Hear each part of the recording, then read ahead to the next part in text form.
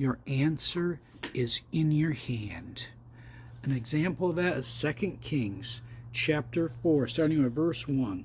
Now the wife of the son of the prophet cried to Elijah, your servant, my husband is dead, and you know that your servant feared the Lord, but the creditor has come to take my 2 sons to be his slaves. Elijah said to her, what shall I do for you? Tell me, what have you of saleable value in the house? She said, your handmaiden has nothing in the house except a jar of oil.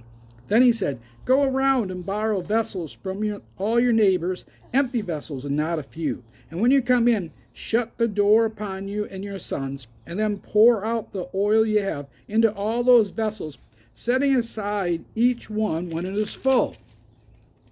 So she went from him and shut the door behind her and her sons, and they were bringing the vessels to her, and she poured. And when the vessels were full, she said to her son, bring me another vessel. And he said to her, there is not one vessel more. And the oil stopped. And then she came and told the man of God, and he said to her, go, sell the oil and pay your debt, and you and your sons can live on the rest. The answer was there in her hand. God did a tremendous miracle. But you notice this widow knew who to go to. See, for us, it's Jesus who died on the cross, rose again from the dead. He's seated at the right hand of the Father, ever making intercessions to us.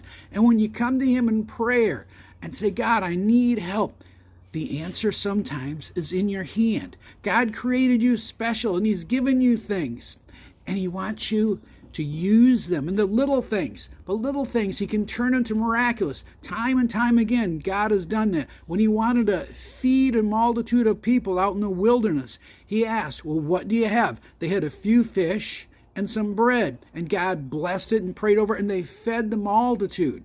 So whatever's going on in your life, sometimes out of a relationship, God will ask you, what do you have in your hand? And use that to bring glory, and a miraculous victory can happen. Over and over in the Bible, God said to Moses, what do you have in your hand?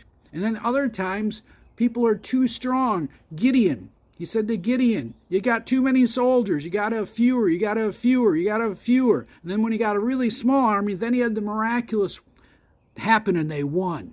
So God uses small things. Don't despise the day of small beginnings. Come to Jesus. Have him, seek him. Ask him to draw you closer to him. And the answer to your prayer can be out of a relationship in your hand. Ask him and he will direct you in all things, but seek Jesus with all your heart. God bless you and have a marvelous day. Seek